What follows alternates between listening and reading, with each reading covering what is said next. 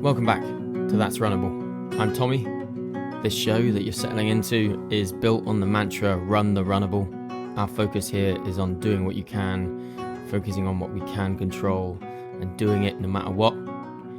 We have a great episode today. It's one part of a two-part episode on how to run a marathon, how to build a training plan today specifically, and the next episode, part 2, will be on how to follow that training plan. My attempt with this episode is to give you a bit of an introduction, an overview of everything that goes into building a training plan for a marathon distance. This is not a comprehensive and complete guide. I haven't written a book on it, but it should give you a good understanding of how to approach a training plan, what a marathon training plan should consist of, and hopefully some good practical tips on how to actually build it out yourself and what sort of things to be thinking about. Before we do dive in, I want to say thank you for tuning in. You might be running right now. You might be out on an easy run, just settling in. You might be just about to leave. No matter what you're doing, whether maybe you're at the gym, whatever you're doing, I appreciate you dialing in, and congrats on working on yourself, on putting in the work. Give yourself a little pat on the back for that. Next year, I will be attempting my first 100-miler race. I've been excited to do 100 miles for a few years. I got into UTMB last year and then couldn't compete because of injury. So this year is attempt number 2 in some ways. And it's at Devil's Gulch out in the Eastern Cascades of Wenatchee, Washington State. And it's going to be a tough one. It's going to be a hard race. And you can find more details in the show notes about that race. We've got a little 10% discount.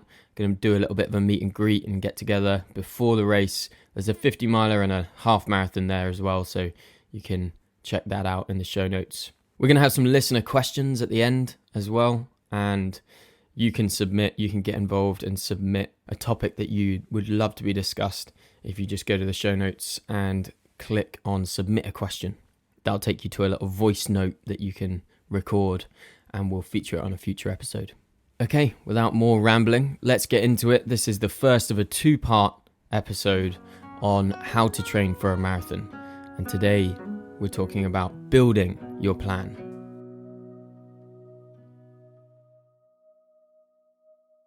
Over 1 million people run a marathon each year worldwide, and I think it's 1.1 million when it was last measured, according to the internet.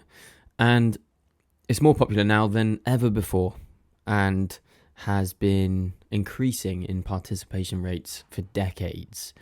And it doesn't seem to be slowing down. I think there's been a bit of a plateau, but in recent years there's been another uptick of people getting into running, people running marathons. And so I think it's important for us to talk about how to train for a marathon. Training for something like a marathon can be, for a lot of people, a bit of a transformative journey that goes sort of beyond just physical fitness. It's about discipline, it's about mindset, resilience, grit, and you learn a lot about yourself. Whether you're a first-time marathoner or an experienced runner aiming to improve your marathon time, my hope for this episode is that it will break down the key elements of marathon training and help you create a plan that works for you and see it through to race day. You might not realize it, but you are more than capable of learning the basics to building a marathon training plan. Many people train themselves and don't use a coach. There are, of course, training apps, guides, and pre-written plans online. But whilst you can go ahead and use one of those great tools, it also is important to equip yourself with the knowledge and experience that you need to know how to work with that plan in the right way. Adapting your training plan is simply inevitable when you're training for a marathon, or any race for that matter. If you listening to this are a human and you have a life, you will not be able to execute a pre-written training plan perfectly. You just won't.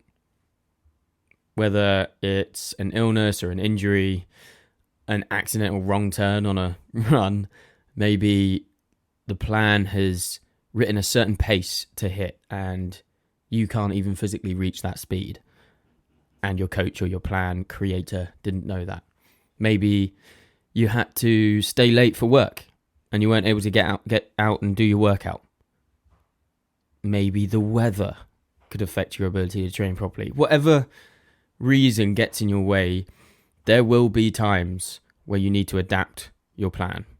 And to adapt your plan, you need to marry your subjective perception of how you feel, how your body feels, your perceived readiness for a certain workout, with your knowledge of what you need to do to get to that race goal. You are the best person to make a judgment call on how to adapt your training plan. And by being intimately involved in building your training plan, knowing what's in it and why, you will be able to make much more informed decisions about how to adapt your training plan when you need to. I'm, of course, not advocating for you to not use a coach. If you have the means to pay for a coach, or you want a plan written for you, or you want to use an app, these are all great things to do and they're great tools and there's some amazing ones out there. But that doesn't mean this episode won't be valuable to you.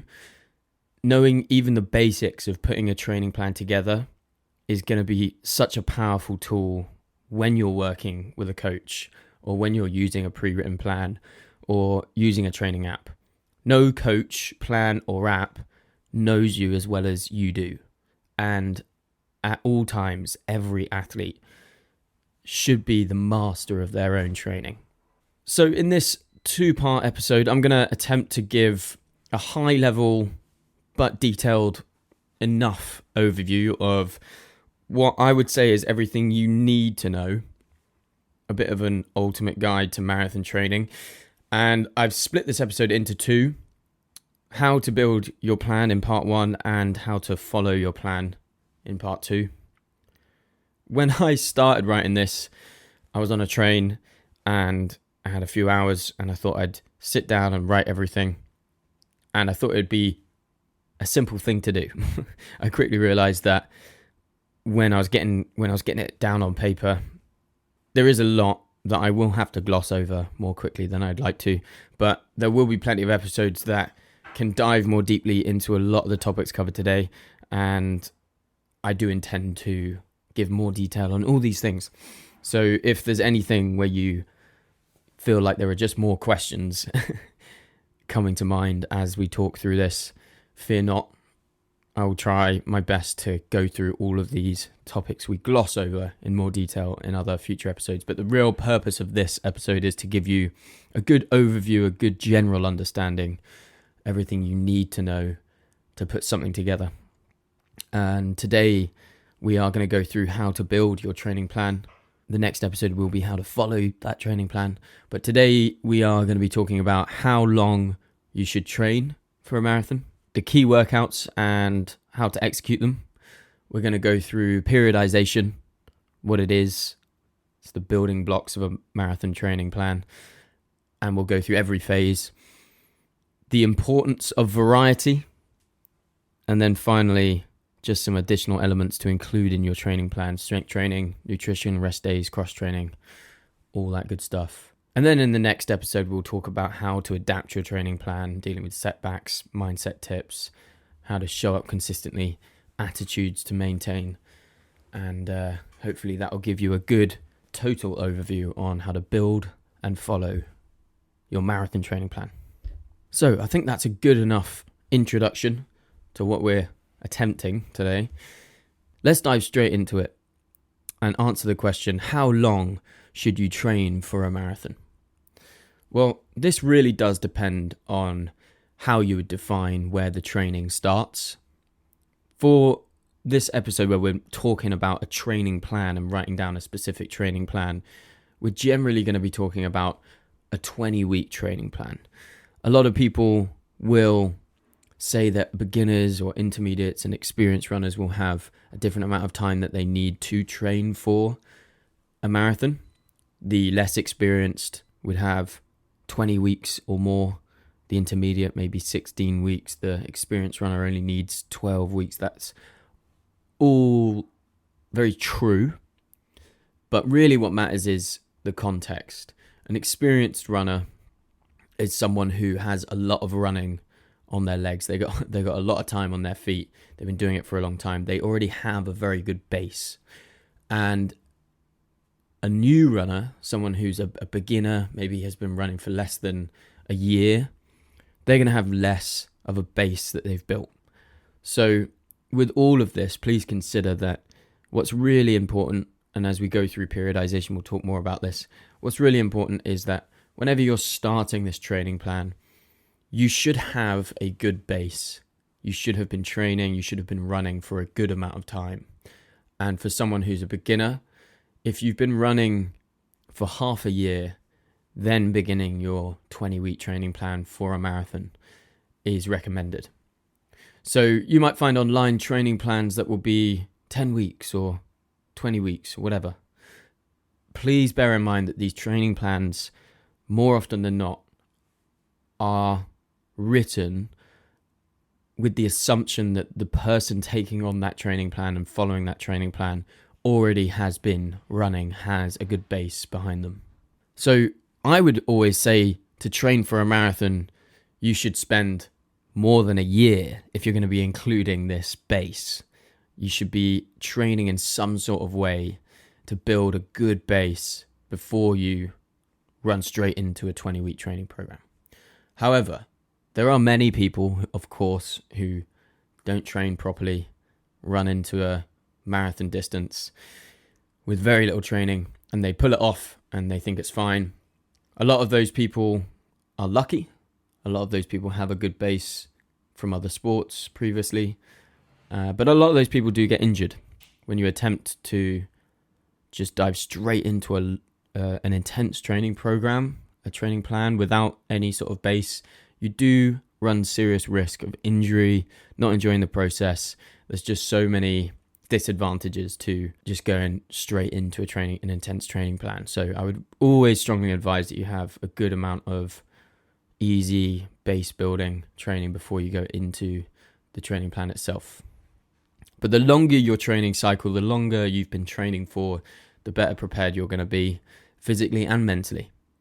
And the longer the plan, the more you can allow for gradual mileage increases and recovery periods and flexibility and focusing on things that are more to the tune of personal development and enjoying the sport and a lot of the stuff that we've spoken about on this podcast before that might not necessarily pop up all that much in this episode in particular. Falling in love with running before you dive into a marathon training plan is extremely important. Now, for the more experienced long distance runners, those who have been training, have done many marathons before, have been training in a serious way for a long time, you can have sort of 12 weeks of concerted, focused marathon training. But I would argue all you're doing there, because you already have the base, is you're actually just diving straight into the later phases of a periodized plan, and you're constantly training. So it looks a bit different from 0 to marathon. So give yourself as much time as you can. Consider how much of a base you have before you go into a training plan. But I would say for anyone, the minimum amount of time is somewhere between 16 and 20 weeks of focused marathon training in the periodized way that we're going to talk about in a minute. So that's how long you should train for a marathon. Next, we're going to talk about the key workouts that will be put into your training plan and how to execute each one of them. Now, I have here 10 different types of workouts. There are so many different types of workouts. There are so many different types of runs that you can do, that you can throw into your training plan. But I'm going to go through what I would consider the basic and most essential. And hopefully from this, you'll have somewhat of an understanding how they differ from each other, what they are, and the purpose of each. So first we have easy runs. So easy runs should be the vast majority of your training at any stage, any phase of your training plan. The vast majority of your running as a runner should be easy runs. This is running at a conversational pace, a very easy pace, something you can sustain for an extremely long period of time, and should be very gentle on the body with each stride. The purpose of easy runs is to build endurance, to build a base, and also to promote recovery. Your easy runs, long runs, recovery runs, they're all going to be done at a very similar slow pace. If you're using heart rate to measure how intense your training is, then this would be in that zone 2. If you're using zones, very easy effort. So that's easy runs. The second is long runs.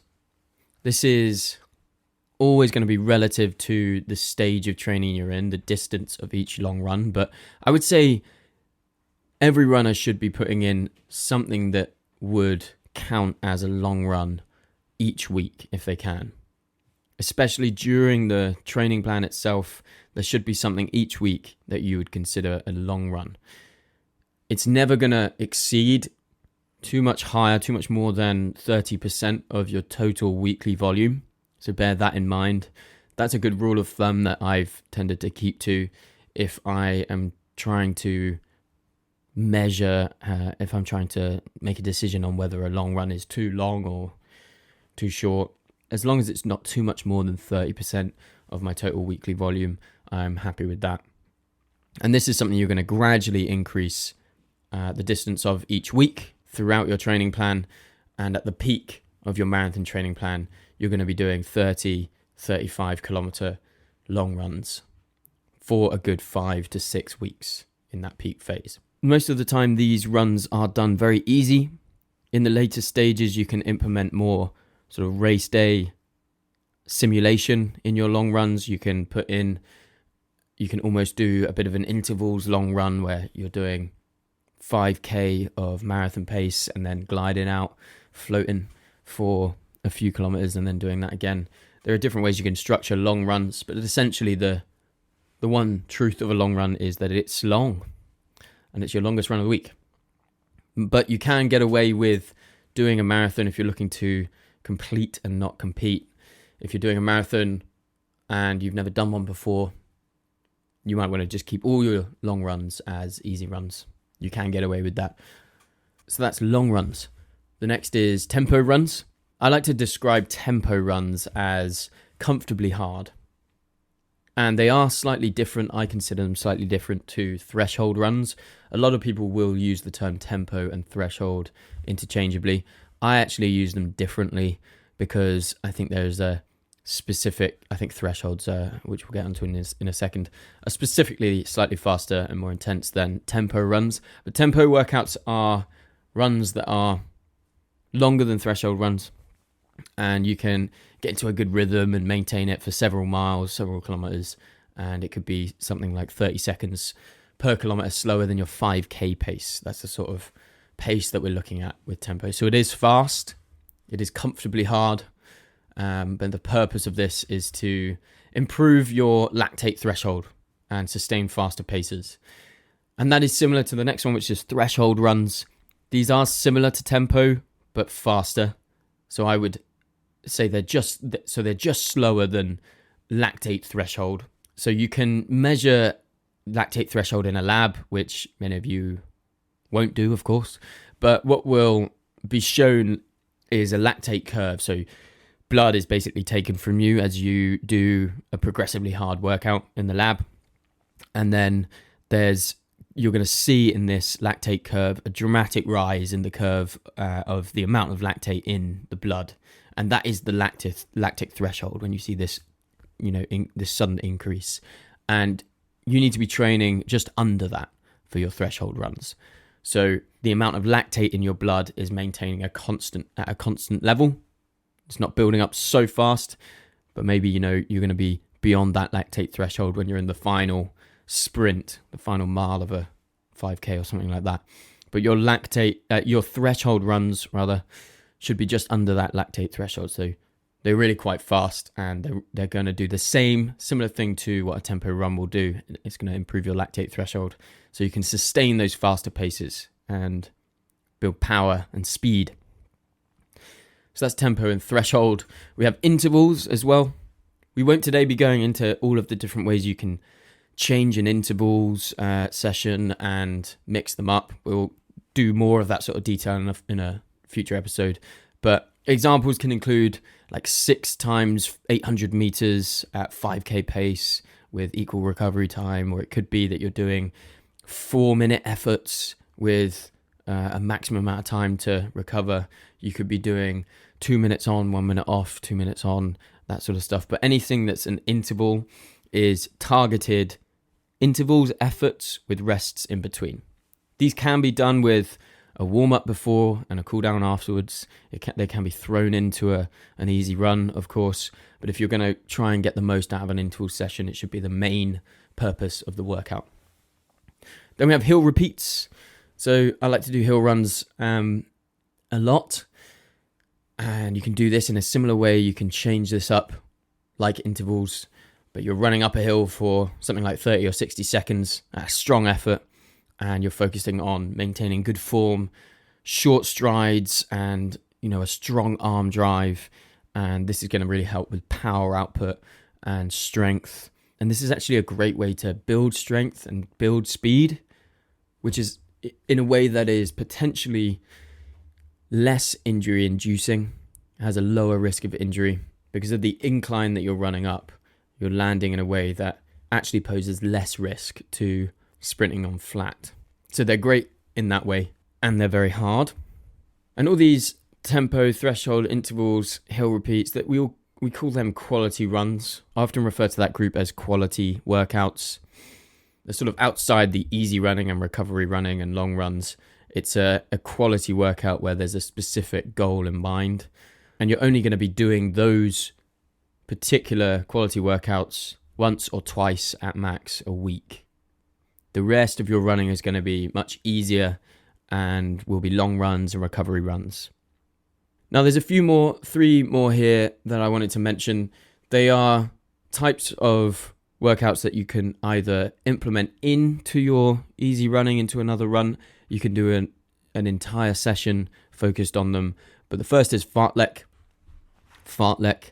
This is speed play.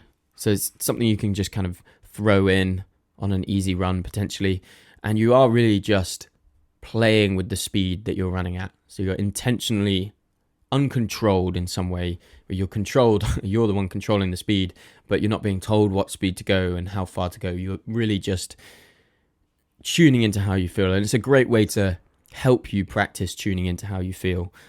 It can often sort of match how you actually feel. If you've had like a really stressful day, or you haven't had much sleep and you're going to just go and do some speed play, you're going to do a fartlek, you can often recognize that you might not be feeling up for too much fast running, and you can play around with it and just have fun and take it less seriously. So this is a great way to kind of practice tuning into how you feel, running at different paces, controlling your pace, and it's a nice gentle way to introduce speed.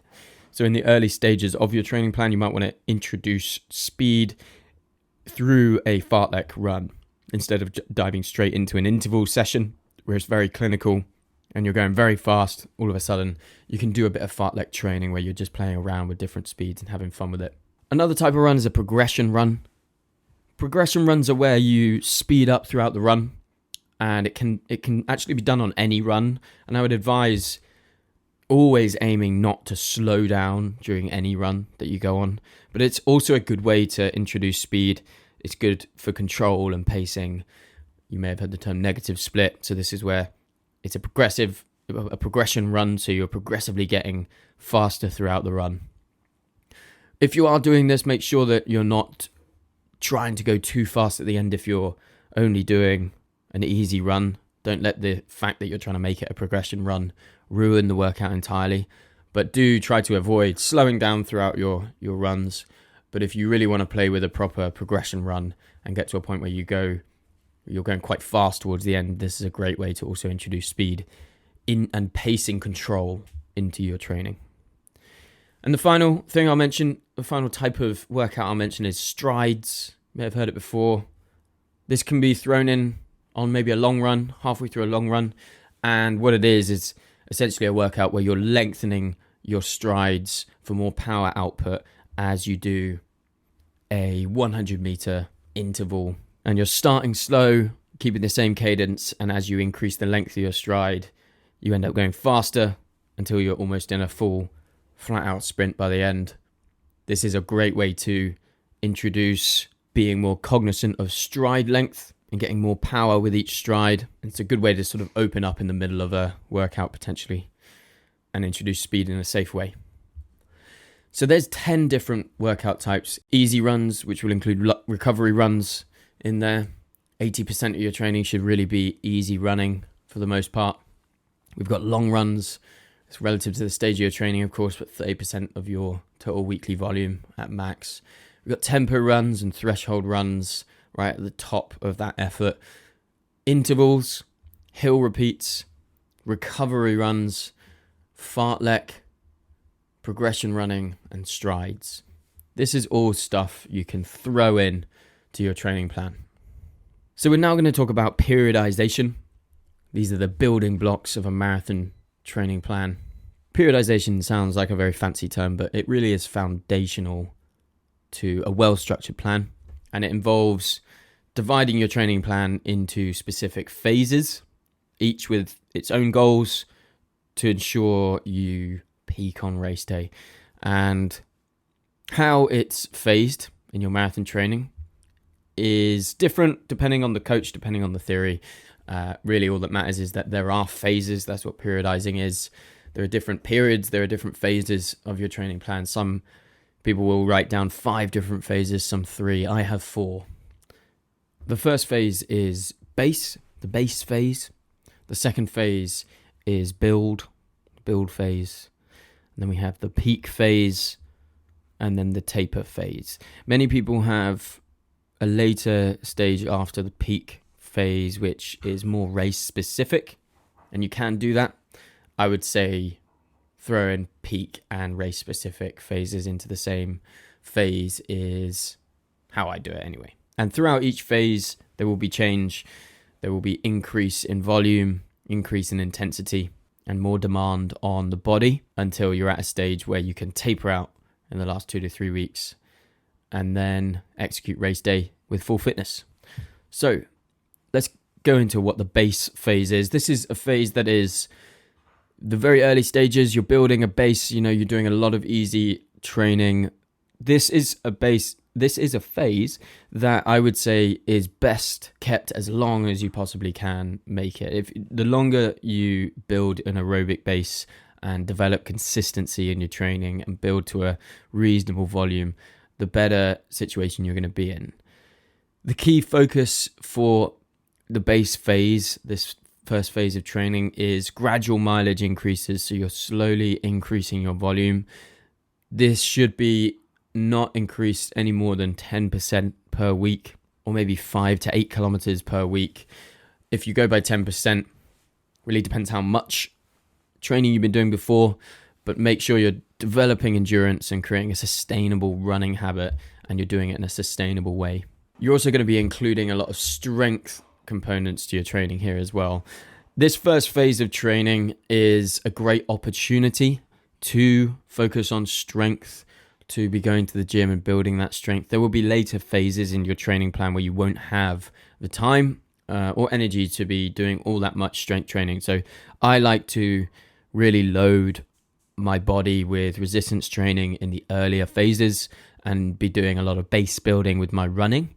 So I'm doing a lot of easy training, slowly building that endurance and slowly building up that volume for this first phase. The workouts that you'll be doing in this first phase will be predominantly easy runs. So depending on where you're starting from, you may be only running 3 times a week currently. You're going to want to get your running up to at least 5 times a week within this phase. In reality, to run a marathon, you want to be running 5 to 7 times a week. I say 5 to 7 because it's important to have rest days, but you need to be doing something every day, whether it's active recovery, whether it's actual training or a bit of cross training or a rest day, but you're intentionally walking. Doing something every day is really important. And if you're currently only running 3 times a week, your first phase of training, this base phase, is going to be really important to increase the number of times you're running each week. So increase the frequency of your runs, then start increasing that volume, and then in the later stages we can start throwing in some more intensity. So you're going to be doing a lot of easy runs. This is that conversational pace, 60 to 70% of your max heart rate. Long runs will be in there. If you're not an experienced runner yet, you want to be starting to implement your long runs and seeing how far you can go out for it, how long you can go out for. It might be worth timing the amount of time you're out rather than focusing on distance. Could be that you start by running for an hour as your long run in this very first phase or before it. But you want to be at a stage where you are implementing some sort of long run that will maybe look like a medium run later on in your training. By the end of this base phase, by the end of the sort of 6 or 7 weeks of doing this, your long runs should be up to around 20 kilometers. So you want to get to a point where you're running a 20 kilometer on a Sunday. And you might do some cross training in this phase as well. So some low impact activities like cycling or swimming to build that fitness without added strain on the body with the running. So that's the base phase. We're gradually increasing the mileage. We're building endurance in a sustainable way. We're building a habit, and we're including a lot of strength components. We're doing easy runs, long runs, and cross training, and we're going to get our mileage of our long runs up to 20 kilometers. And so that means by the end of this phase, we want to be doing about 60 kilometers per week. The second phase is the build phase. So I call this the build phase. It's where we start building up and adding more to your training plan week on week. The objective for this phase, which will go from about 7 weeks in to 12 weeks in. So we've got about 4 or 5 weeks here in this build phase. I believe the longer you can give yourself in each phase, the better. So hopefully you've got about 5 weeks to dedicate to this phase, and you're going to increase your mileage, increase your volume, and start introducing some intensity in there. The key focus of this second phase is to continue to improve your stamina and build endurance, and it's to add speed and more strength components to your training. So we're really testing that other side of the spectrum with your speed. The workouts that you're going to be putting in here are long runs. As always, week on week, we're going to have some long runs in there, and we're going to be progressing to around 16 to 18 miles. So that's going to be somewhere around 25 to 28 kilometers by the end of this phase. And we might even in this phase start incorporating some marathon pace segments in those long runs. But you can get away with not doing it at all. And really remember, as always, to listen to your body and make sure you're not overdoing it. Marathon pace in your training is not something you need to be doing a lot. It's not something you need to be doing a lot. A lot of people will go through their marathon training and panic that they haven't done enough in marathon pace. It is important, of course, at some stage to be doing that marathon pace and to know how it feels. But in the second phase of your training, in the build phase, we're really focusing on getting the volume up in a safe way, in a safe, sustainable way. And those long runs at a very easy pace of up to 18 miles, 28 kilometers are going to be fundamental to building that endurance and getting your body ready. You don't have to be throwing in marathon pace segments into these long runs every week, but it can be something you start introducing in this second phase. If you're more experienced and more used to this sort of volume, it would be advisable to start throwing in some marathon paces to your long runs in this second phase. You're going to be doing tempo runs. So this is where we can start introducing the quality workouts. As we spoke about before, this is sustained runs at a comfortably hard pace. So it could be sort of 15 to 30 seconds slower than 10k pace, 30 seconds slower than a 5k pace, I would say, is what I would usually go by for a tempo run. It's something that you can sustain for a fairly long period of time, but it does feel like really pushing. And you can start with 20 minutes and build up to 40 minutes in this phase.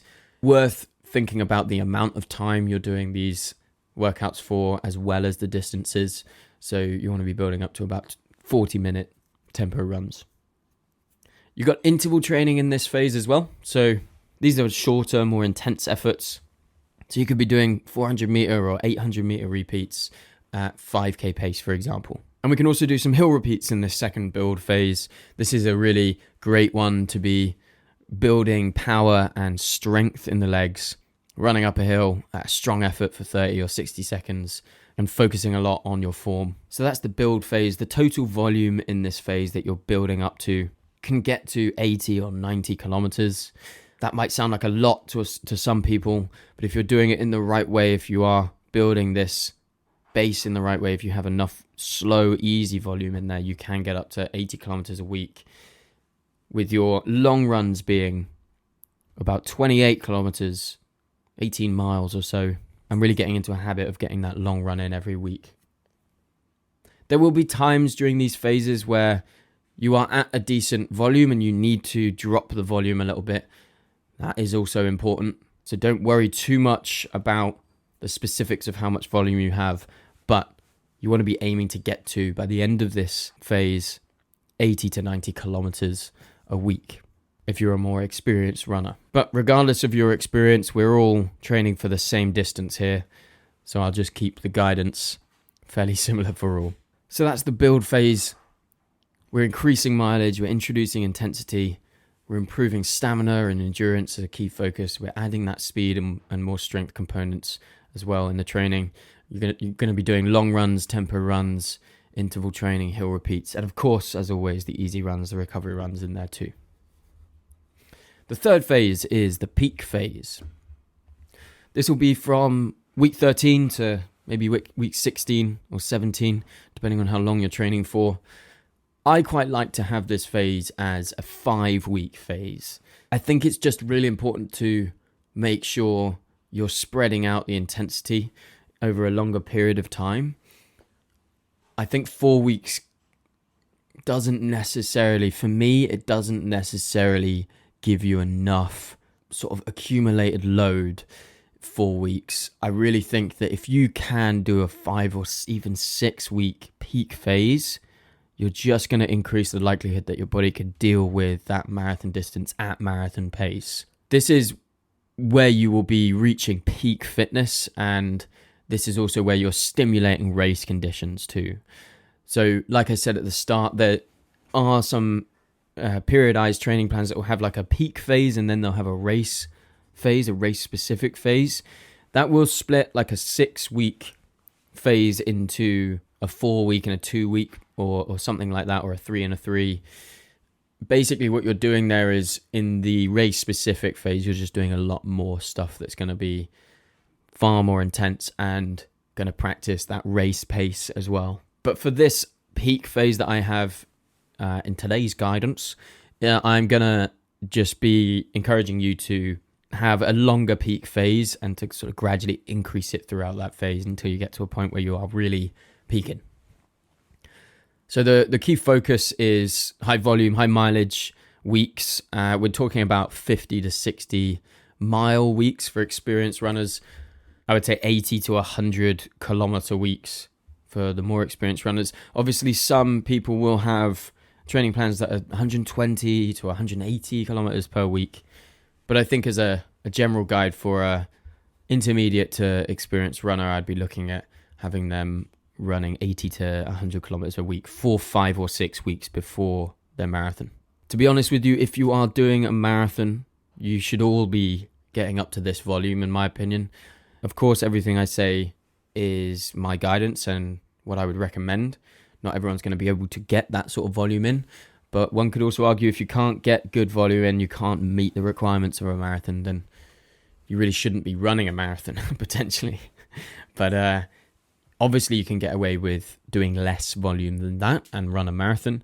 But this would be my advice for the amount of volume you need to be getting up to for a good period of time before your marathon. So that will mean your long runs will get to around 30 to 35 kilometers. That'd be 20-mile long runs, 22-mile long runs. And in those long runs, there'll be more chance to practice marathon pace and fine tune a lot of the sort of nutritional strategies and race specific topics. So we're going to be doing a lot of volume, of course, but that doesn't mean we're dropping all of the intervals and speed work and quality sessions. So in the peak phase, we're looking at having some race pace runs. So this is run segments of your long runs, maybe for 8 to 12 miles, or big decent segments of your long runs at marathon pace to practice maintaining that effort, to stimulate that race, to know what it feels like. Your long runs will be in there, and you'll be peaking with 4 or 5 20 to 22 mile or 30 to 35 kilometer long runs. If you manage to get a good number of weeks with a decent long run in there, you're going to prepare yourself much better than if you were to do 1 or 2 really long runs.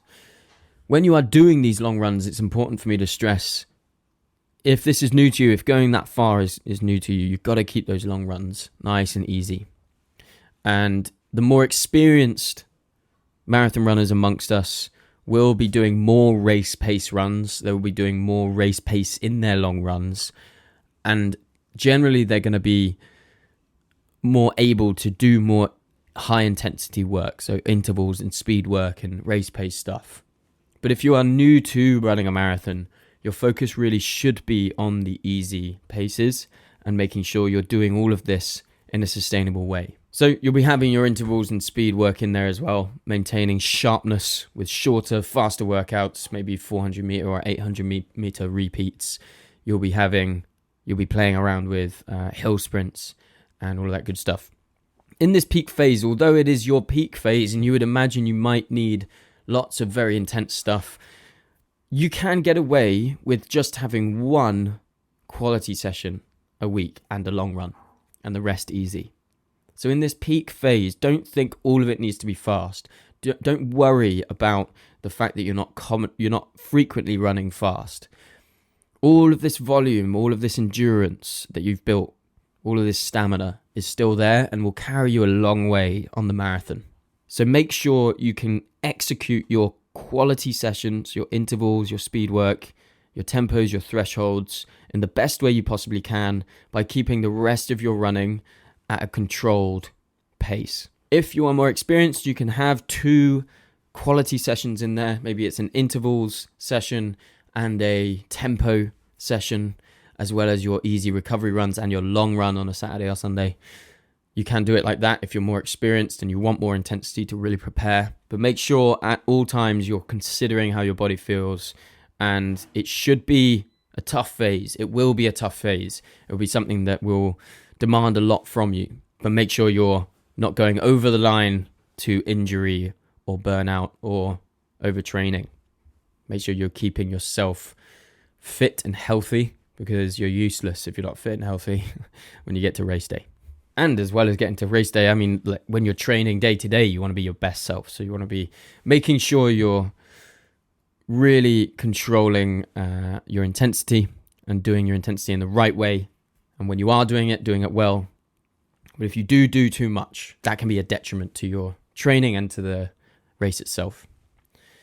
So I would be structuring a week with mostly long runs, mostly easy runs, some recovery runs, and 1 or 2 in the later stages, quality sessions. And then you can sort of throw in some different workouts we've spoken about before, maybe making sure you're putting in some strides, you're throwing in some fartlek training if you feel like it, if you're not being too intense about it, on top of your intervals and your tempo. And this is where you're having the most variety, the most intensity, the most volume in all the phases, the peak phase. And the final phase is the taper phase. The taper phase. This is a phase that a lot of people struggle with. It's around 2 or 3 weeks. Some people do a 1-week taper. Some people do a 2-week taper, a 3-week taper. I think you are most productive if you do a 2 or 3 week taper. This is where you are reducing your volume, reducing mileage to recover and prepare for race day. The sole purpose of tapering is to get to the start line feeling fresh. The sole purpose of the taper phase is to get to the start line feeling fresh. That is it. You should feel fresh. You should feel ready as you reflect back on all of the training you've done. You should feel strong and capable, and you should get to the point where you're at the start line feeling fresh. So the focus really is on rest and recovery. You are maintaining sharpness without fatiguing. You're gradually reducing weekly mileage by, I would say, 30% each week, 30 to 50%. You're keeping intensity with some shorter tempo runs and intervals, but you're not overdoing it. And you're really focusing the whole time on light, easy runs to keep your legs fresh. The whole focus of the taper phase is to reduce gradually and get your body ready for race day. So these are the 4 phases. We have the base phase. You're building aerobic base and developing consistency. You're gradually increasing your mileage by about 10% each week, developing endurance, creating a sustainable running habit. And you are doing more strength training in this base phase. Easy runs, long runs, cross training. The second phase, the build phase. This is another sort of 5-week phase. You're increasing your mileage here. You're starting to introduce intensity. The focus is to improve stamina and endurance, adding some speed and strength components into your training. You're doing long runs, tempo runs, interval training, hill repeats, and really getting introduced to all of these different types of workouts. The third phase, the most intense phase, the peak phase and the race-specific phase. This is where you're reaching peak fitness, stimulating race conditions. You're at your highest volume, you're at your highest amount of intensity, you're running your fastest and best.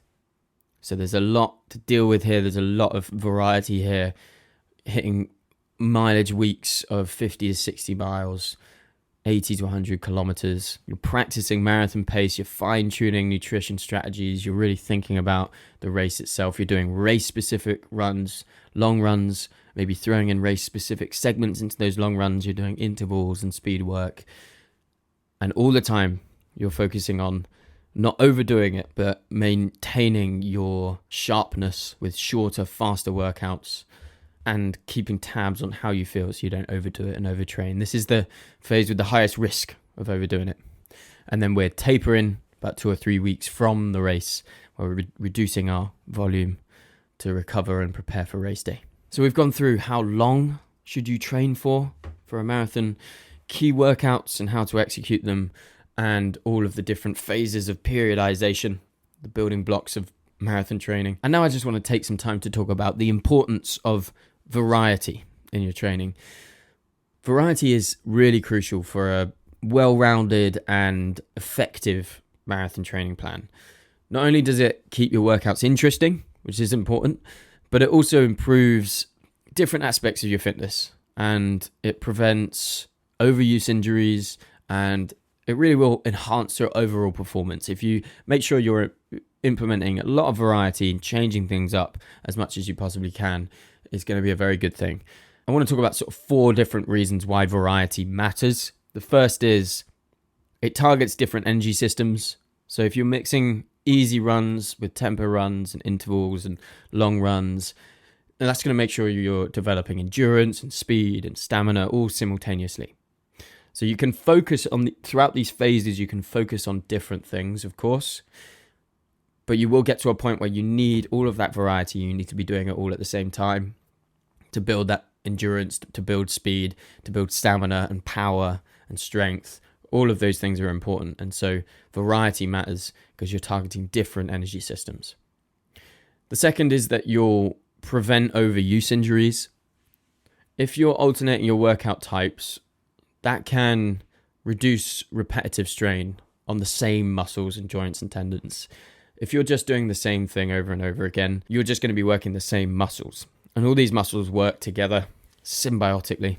And if you're changing the terrain, you're changing the type of workouts you're doing, you're implementing as much variety in there as you possibly can, you are going to improve your ability to train all the different muscles, and you're not going to overuse certain muscles and risk injuries. The third is that it's really important to stay mentally engaged.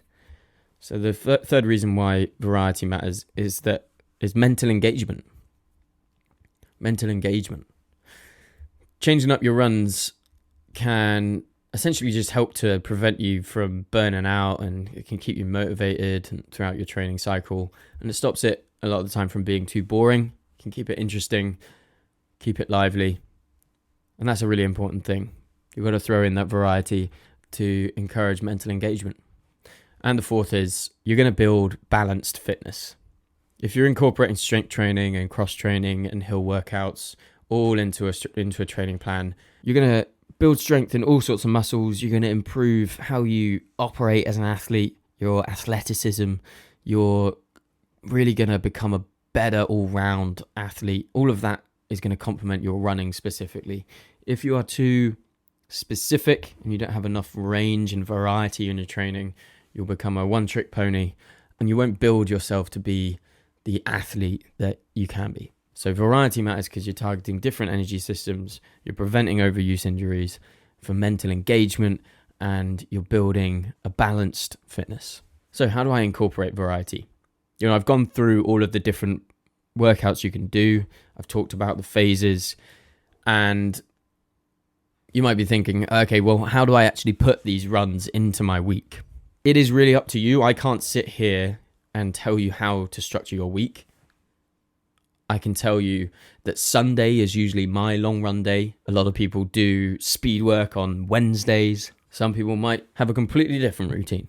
But it's important, of course, to just be considerate when you're building your weeks of what you're going to be doing the day before, what you're going to be doing the day after, and make sure you put in there enough rest time or cross training. And I would never have a quality session, for example, after a long run, or two quality sessions back to back. I don't think that's necessary unless you're at the real elite level and you're wanting to throw in extra stresses to your week. If you need to, if you've plateaued, you need to throw in those extra stresses and sort of test around. But for most people, you're going to be wanting to have your more intense, demanding workouts spread evenly throughout the week with a good amount of rest between them. Like I said, you should really be running or working out, doing something 5 to 7 times a week. If you can be doing something every day, then you're going to be in good stead. Any sort of marathon training plan should really consist of 5 to 7 training days a week. Even if that 7th training day is very easy and is just an intentional active recovery or cross training, or it could be a rest day, but with a concerted effort to do more walking. There should be something written in your plan each day. So alternate your run types, doing easy tempo intervals, all the different ones. Really throw in that variety. There are different ways to start introducing speed work, for example. Like I said, you could be doing fartlek or strides, or just doing some progression runs just to start increasing your speed, start introducing that speed. But eventually you get to a point where you'll pretty much just have long runs, easy runs, and one, or for the more experienced, maybe 2 quality sessions in there. So if one week you do an interval session, the next week you might want to do a tempo session, the next week you might want to do a threshold, or you might have a race, a 5K race on the cards. So you're going to have to move around your training and use that as your quality session. There's no one size fits all in terms of how you're building out your plan. But of course, variety matters, and following the different phases and throwing in what you think would be suitable according to the phase, according to the volume, should really be your focus. So rotate your running routes and terrain, and include trails and tracks and roads. Really throw in more variety.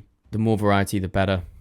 Schedule some cross-training sessions in there, cycling, swimming, maybe yoga at least once a week. Keep it interesting. Keep the volume at a gradually increasing level. There might be times where you want to just plateau the volume slightly.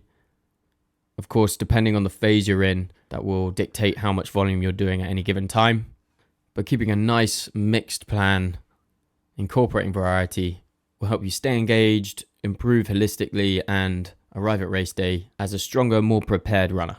I don't believe many of you would struggle to sit down and look at a 7-day week and write down what you think a good plan would look like. I think a lot of this is common sense. If you are doing a long run on a Sunday, common sense would tell you not to do a tempo run on the Monday. You want to make sure you're doing each run at 100%. What I mean by that is 100% execution. 100% on an easy run could be that you make sure your heart rate is in the right zone the entire time and it's a nice, gentle progression throughout the run. That could be 100%. You kept strictly to the rules of that type of workout.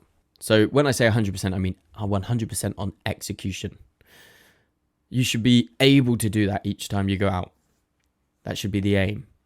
If you do a long run and you're achy the next day, not having a recovery run in there, but instead doing something like intervals is not going to be a good way to plan your week out. So I'm not going to tell you exactly how a week should look, but I think as you start writing these workouts into your plan, considering the volume for the phase you're in, considering what you've done the week before, the week after, you can use your common sense to figure out what you can put in there. A long run, easy runs, recovery runs, maybe some cross training, and a quality workout. Maybe 2 quality workouts if you're more experienced. That will be how you build your plan. So there was just a little bit there on the importance of variety and how to incorporate that variety and actually how to structure a week. And now I'm finally going to just talk about some additional elements to include in your plan outside of the running itself. And there are 4 here that we'll go through. There's obviously a lot to running, training, and you can always put a lot into a calendar. The more detailed, the better, I would find. But we're just going to quickly talk about strength training, nutrition, rest days, and cross training. Strength training is really such a fundamental part of marathon training. You are running really serious distances when you're training for something like a marathon. And I just think it's so fundamental to make sure you have 1 to 2 sessions at minimum a week, 1.5 to 2 hours maybe per week, focusing on your glutes, your hamstrings, your core, improving stability, focusing on mobility, and all of this stuff is going to really help to reduce injury risk and make sure you're a strong runner. You can, of course, decrease your strength training when you lose time. Once you get into that peak phase, you may have less time. That's only natural if you're preparing for an A race or a marathon, whatever it is.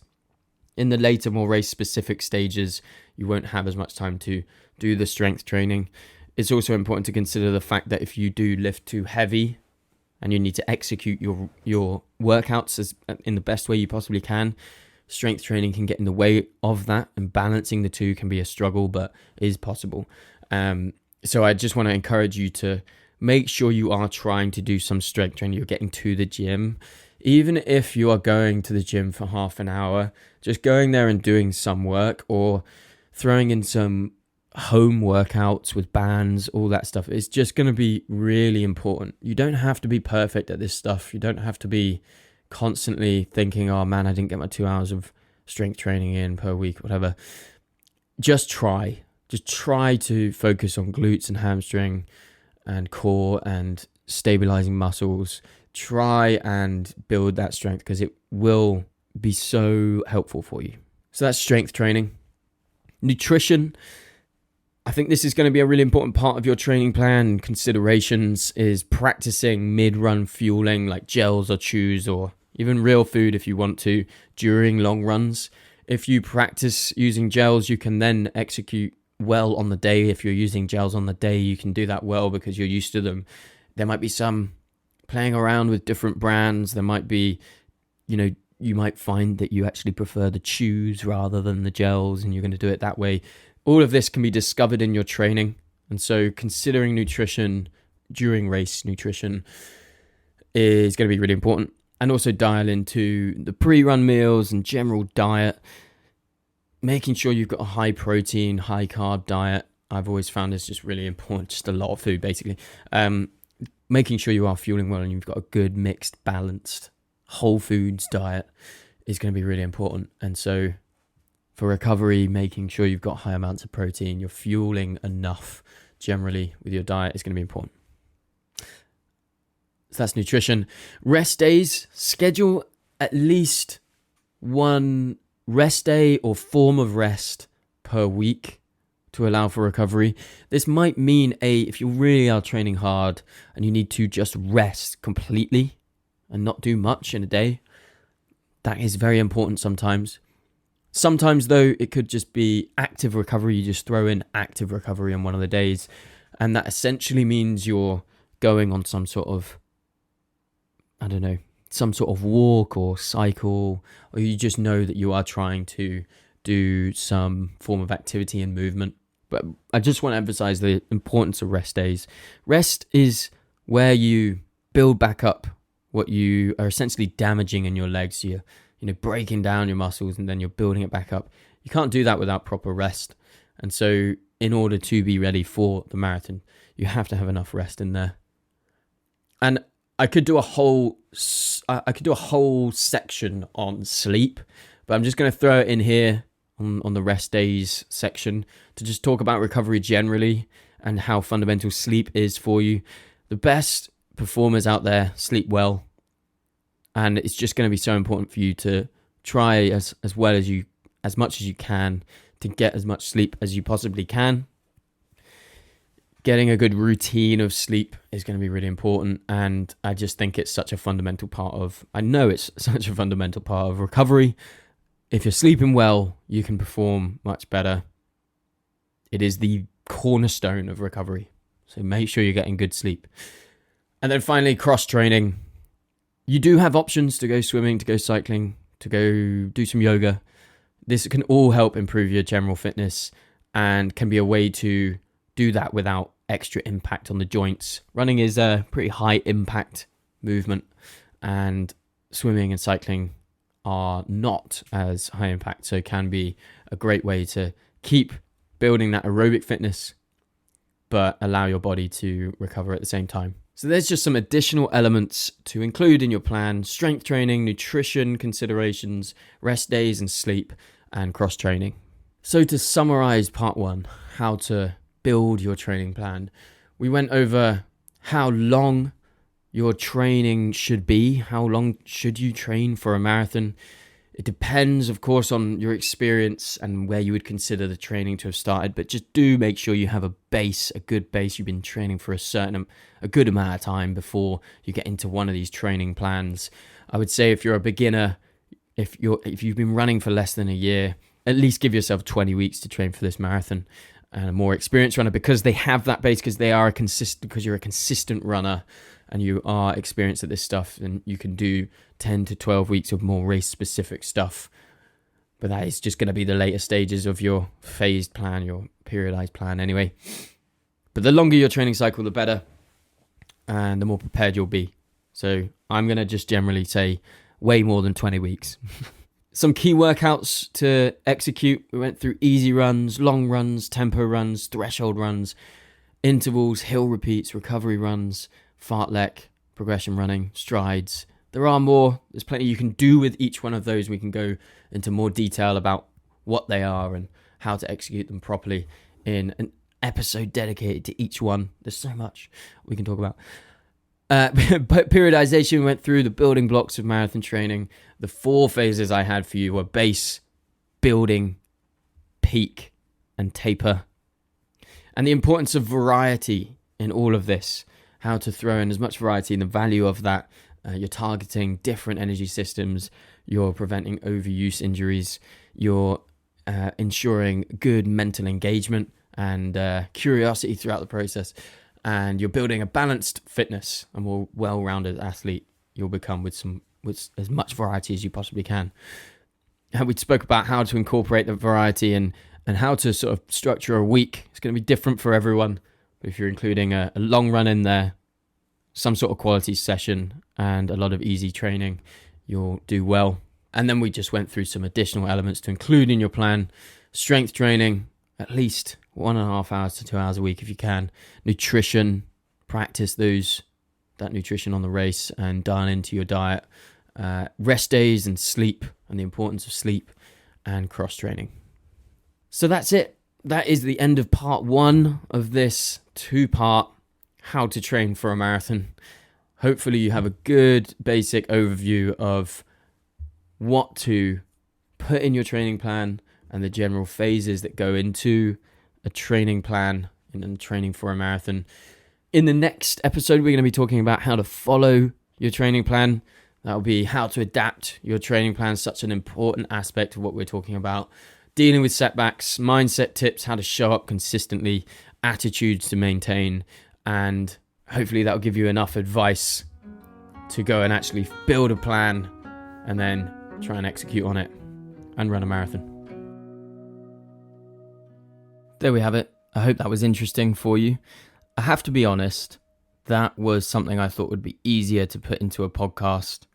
I did struggle a bit to get it all into something palatable, something that could be understood, and didn't go into too much detail. There's a lot to it, and as I created that first part, I really started to realize how much there can be to marathon running. But I also strongly believe that we can overly complicate these things, and I also strongly believe that you are more capable than you think of creating a plan that makes sense, of following that plan and completing a marathon without any outside support. Having a coach of some kind can be extremely helpful, and I would say that anyone who has the means to get in touch with a coach and use a coach for training for a marathon, I do encourage you to do that.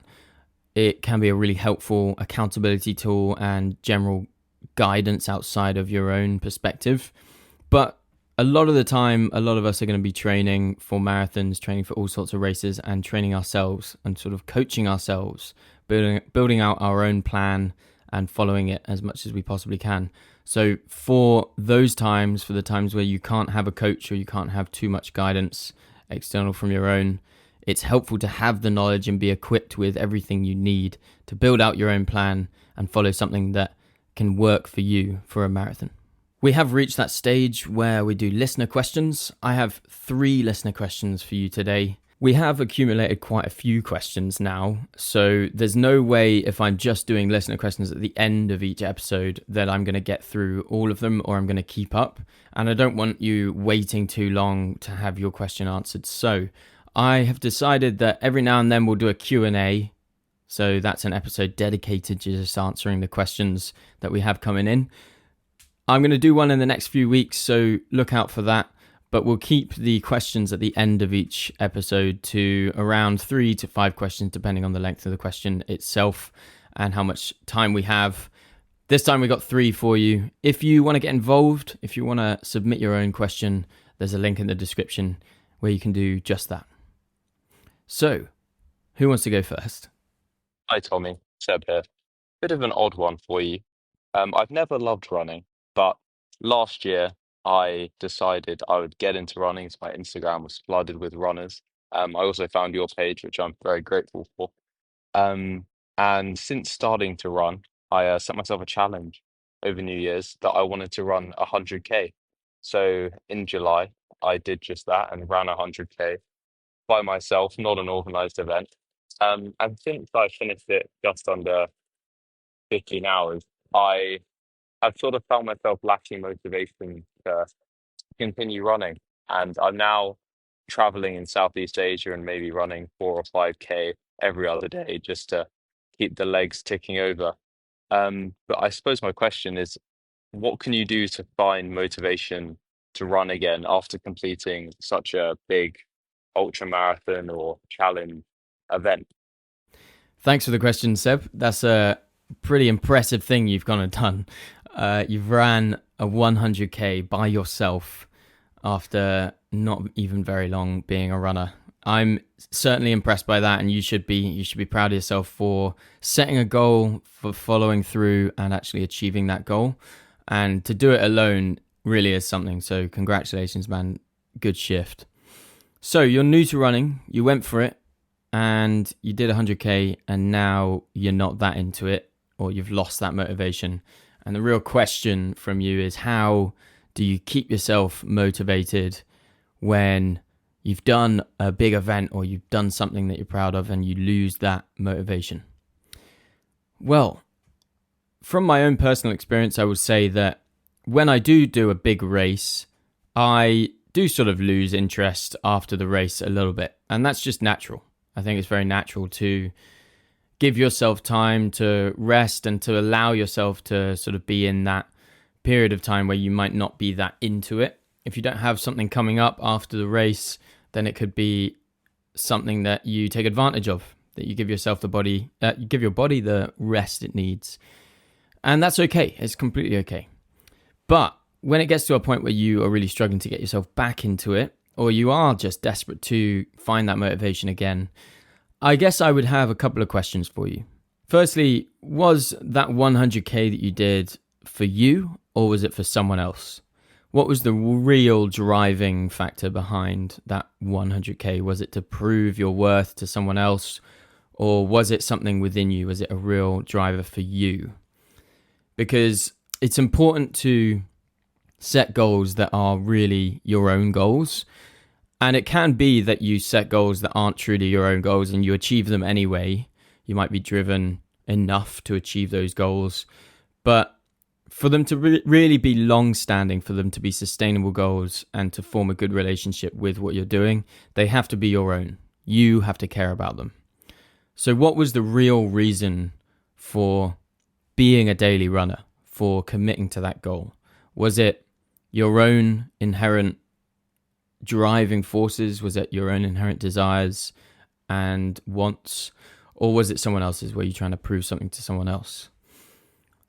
I would think about that. Think about that when you're thinking about your next goal, because it might be that you need an event to drive you. Is it the events that drive you, that motivate you? Do you need something in the calendar? I certainly need something in the calendar to keep myself accountable. I do find it easier when I have something in the calendar. I do really enjoy these races I do as well. They get me excited. So I think that's quite easy. I don't just put them in there so that I turn up, but I do them because I enjoy them. But I know what my real reason for being a daily runner is, and it's much bigger than just the events themselves. Is it the discipline that it teaches you on a daily basis? Is it something that you want to have in your life because you feel better when you go for a run? If you're just going on sort of small runs, maybe there's a chance there on a daily basis to push yourself a little bit further and just enjoy being a runner, enjoy the smaller goals that aren't necessarily 100 kilometers, but are just smaller sort of weekly volume, or going out on a 10k, or timing yourself on a certain run, playing with different small goals. You have to find real reasons for yourself, both micro and macro. You have to find real reasons. If you don't find real reasons for yourself, both in the short term, maybe on a daily basis, the motivation and the discipline that it teaches you, getting to a point where you're actually disciplined about it so that action causes that motivation. Or is it from a macro perspective where you have bigger reasons why you run? Maybe it's because you have big races on big goals for yourself, or maybe you consider the fact that you're grateful that you can run and that drives you and you want to accomplish great things because of that. Whatever the reasons are, you have to both have small reasons, big reasons, but all of them have to be your own. So really think about what your own motivations are and what's driving you as an individual, and you might find a little bit more of a spark, a little bit more interest in what you're doing. There's plenty you can get involved with in running. It doesn't just have to be 100Ks or marathons or 10K or half marathon, whatever you're interested in. It can be other events. There's loads of different events out there. There can be relay races or stage races or whatever else. So explore the sport, find things that you find interesting, and go for the things that you care about. So think about the deep reasons why you run. Think about events that you can sign up for, and make sure all of it is something that you're specifically interested in rather than someone else. I hope that was helpful in some sort of way. Cheers, Seb. Appreciate the question. Hi Tommy, my name is Dora and I am very much a beginner runner. I started running in January this year. I wanted to say a big thank you for all the content you create, as it's been immensely helpful, informative and easy to digest. I've seen a lot of content online about gels, electrolytes, recovery drinks and food. It all feels a bit overwhelming, to be honest. In your recent Lone Wolf podcast episode, you touched upon hydration and nutrition. I'm sure you'd be able to record a whole episode on that topic, and I hope one day you might. In the meantime, can you please advise me on what I should be eating/drinking before, during, and after my runs? Thank you. Yes, the weird and wonderful and confusing world of nutrition.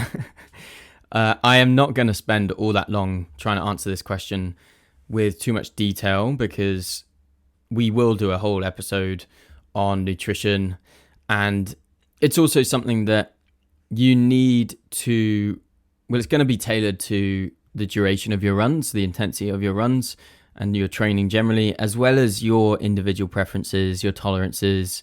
And so it's not something that you can give blanket slate advice on, really. So what I'm going to tell you is to keep it really simple. Don't be confused. Don't be too confused by all of the stuff online about all of the ways to optimize everything. I would say that the best case scenario is that you're getting a good balanced diet in of carbs, fats, good quality fats and protein, and that you're eating healthily, whole foods, and that you're not overthinking about it. When it comes to hydration, if you need electrolytes, they can be really useful for hydration, of course, but generally you don't need them sort of throughout your day to day. You don't need to always be taking electrolytes, but you can take them if you're exercising quite a lot. So just to answer your question as basically as possible, your question was, what should I be eating before, during, and after the runs?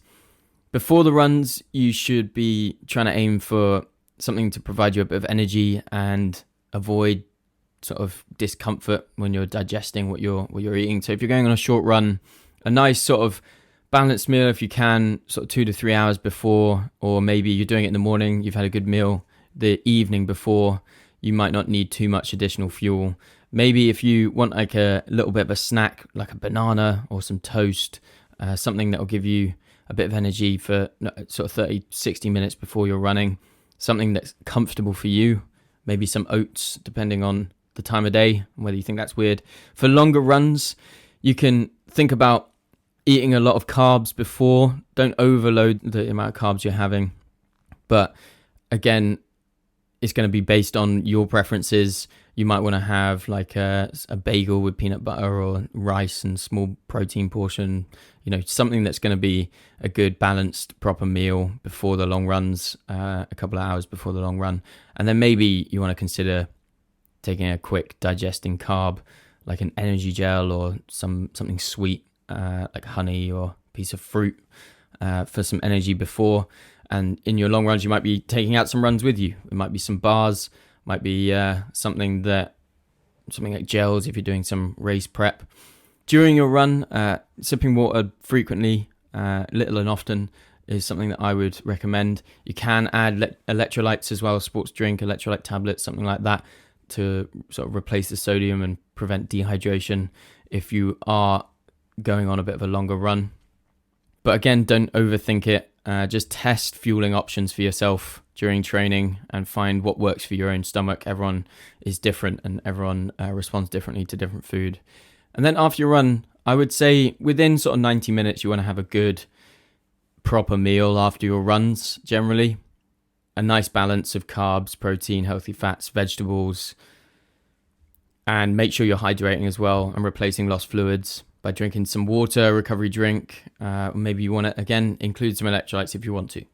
But generally, I don't want you to overthink this. If you have a good balanced diet and you're not eating too much too soon before your run to cause discomfort, and you have a good amount of protein to recover, and it's all healthy, good foods, it's not going to cause too much angst, but it's going to be a personal, individual thing, I'm afraid. So we'll do more on nutrition and how to fuel for these sorts of things, but it's a personal journey that you should go on to figure out what works for you. Don't overcomplicate it. Keep it good quality, whole foods as much as you possibly can. I hope that's helped in some way, and I look forward to diving deeply into that topic in another episode. Okay, we have one more question. Hi, Tommy. This is Fabian from Austria. I just also wanted to tell a quick story of my running journey. So over the summer, I managed to reach a point where I could run like 10K relatively comfortably, sometimes a bit longer. But for some reason, it kind of stuck in my head, or I got stuck in my head that I always needed to then continue to run further and faster. And then that kind of took away a lot of fun that I had found in running. And then on your podcast, you talked about focusing on volume first, which I then try to do. So I do a lot of very short runs during the week now, but that put a lot of the whole fun and ease back into my whole running journey. And I really found that very helpful in everything. So thank you for that. And I really enjoy the topics of your podcast and the way you do your podcast, the mindfulness and everything. So keep it up. Thank you so much. All the best. Not so much a question there from Fabian, but a great story of someone finding joy in running and then losing it and then finding it again. Really cool. And I guess what I can say to that is sometimes we do just need to refocus. We can get a bit caught up in faster and further. And actually what we don't realize is in order to get faster and further, we need to get the basics right. And the basics are focusing on enjoying the process, building that volume, trusting that you will be able to accumulate volume, and that's all going to contribute to getting faster and going further. You can now, Fabian, get into the point where you might want to sort of add slightly longer runs in there and play with the distances and make sure that you're really improving as a runner in that way. I think all of this approach of trying to focus on keeping it sustainable and focusing on the right things is all a great way not only to keep it in your life for a long time, but actually progress properly in the right way. And you will progress, you will become a better runner if that's something you want. It's not an either or. It's not a case of in order to become a better runner, I've got to do the things I don't enjoy. That's not the case. It's a case of finding a way to enjoy the process whilst getting better. And funnily enough, the things that help you enjoy the process are also the things that will help you get better at the sport and become a stronger runner and a more capable runner, be able to run further and faster. So keep focusing on enjoying it as your P1, as priority number one, and you will, as a byproduct, get better at the sport the more consistent you stay and the more simple you keep it. Thanks for all the questions today. We will, like I said, be doing a Q&A in a few episodes, so we'll dedicate the whole thing to answering as many questions as we can within about an hour. So more to come on that. I hope you've enjoyed this episode. I hope you've taken away something from it. We, of course, spoke about how to build a training plan for your marathon. Next time, we're going to be talking about how to follow that plan and how to implement everything, how to adapt the training plan, dealing with setbacks, mindset tips, how to show up consistently, attitudes to maintain, and then we'll go ahead and summarize in the best way we can both parts, and hopefully it will all round out as a nice overview on how to train for a marathon. Thanks again for listening. And if you're still out there running, good on you. Keep going, keep tapping away. Maybe you started this halfway through your run. Maybe you're just getting started and you only got to this part. Maybe you've just got started and you just got to this part towards the end. Hopefully you'll tune in again and listen to the second part of this episode. Do check out the links in the show notes as well. There's more information about Devil's Gulch, the 100 miler, 50 miler and half marathon. I'd love for some of you to join me next year on one of those races. If you're feeling particularly generous as well, there's also a link in there to buy me a coffee. This show is all self-supported and I'd love any support that came my way. Obviously no pressure, any support, any sharing of the podcast, sharing it with your mates, and just listening itself is support enough. Thanks so much for listening. Run the runnable, keep showing up for yourself, and I'll see you next time.